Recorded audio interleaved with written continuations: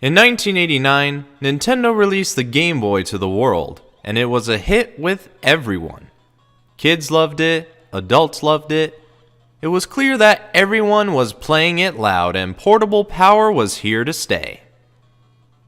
And even with the success of the Game Boy, it did have some faults, one of them being the shape of the unit itself. And of course it not being in color, but that's not the point I'm making. The brick shape of the original Game Boy made it not so easy to take around, and you'd have to grab some carrying cases to make that easier.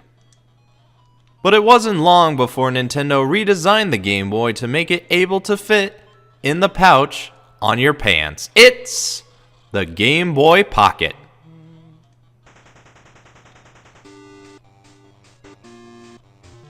Through the years, Nintendo has told us we have been playing with power, body power, portable power, and superpower.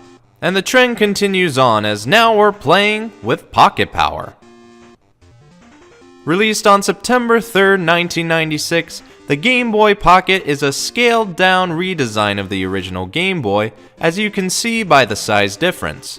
But does it do what is advertised? Is it able to fit in your pocket? Well, I've taken my pants off to test this, and I'm happy to report it does. I am only wearing underwear behind the camera right now. You're not going to see that though. Looking at the original and the pocket side by side, the obvious is shown, and I, being the captain, will point it out to you. The pocket is smaller than its original big brother by several millimeters. The width is smaller by 12.4, the height by 20.4, and the depth by 6.7. You don't really need the tape measure to tell you that, but it's interesting to know that in the span of 7 years, Nintendo was able to shrink their Game Boy drastically. It wouldn't surprise me if this weighs less than the original, which it does, 244 grams less than this brick. The difference in size is not the only thing that has changed between the original and the Pocket, for the layout has changed, albeit slightly. The D-pad has changed cosmetically, and it sticks out more for easy button pressing. The A and B buttons are a bit smaller, but still smooth and easy to get around. The Start and Select have changed the most, as they're now shown clearly and horizontally instead of having a curve to them like the original.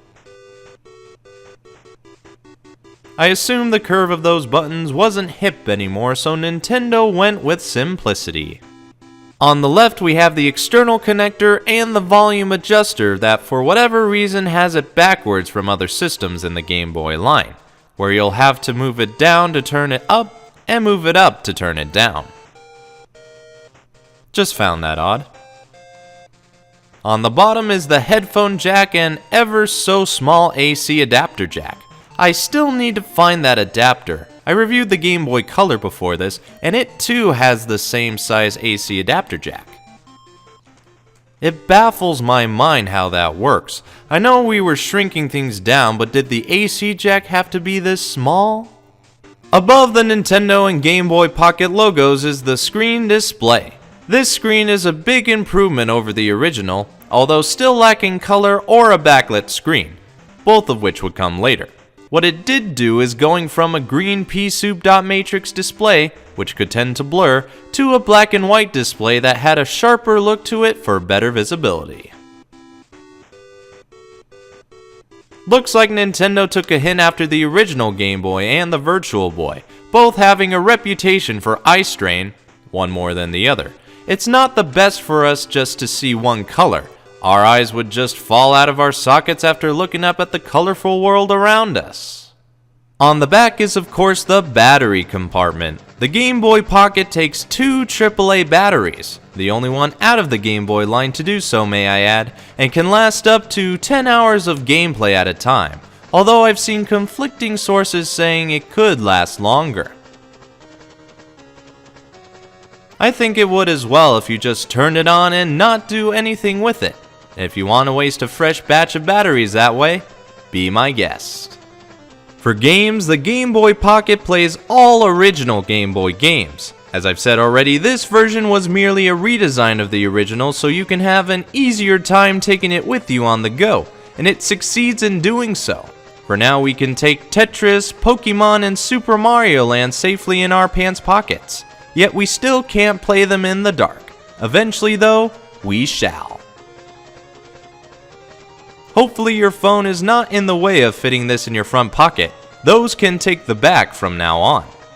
The Game Boy Pocket is a convenient and all-around great second showing of the Game Boy. It does as it states, as it fits in anybody's pocket, so long as no other things are there, and it plays all the classics with a better feel and visual clarity than the original. If you so happen to find a GBP, whether it be in a color like yellow or transparent, you should pick it up, so you can easily take your original Game Boy titles in the pouch on your pants. Which I so happen to be lacking, because I'm not wearing them. It's the Game Boy Pocket. Nintendo isn't very well known for their creative name choices, as they've had their highlights like the Nintendo Entertainment System and the Wii, then they also have the Super Nintendo Entertainment System and the Nintendo 64. Very creative, if I may say. And on the next episode, we're looking at another Nintendo console that involves a cube that plays games. If you think I missed anything, please leave a comment. If you like what you see, leave a like. If you think others could get knowledge out of this, share this video. And if you want to see more, go ahead and subscribe. Now if you'll excuse me, nostalgia is calling.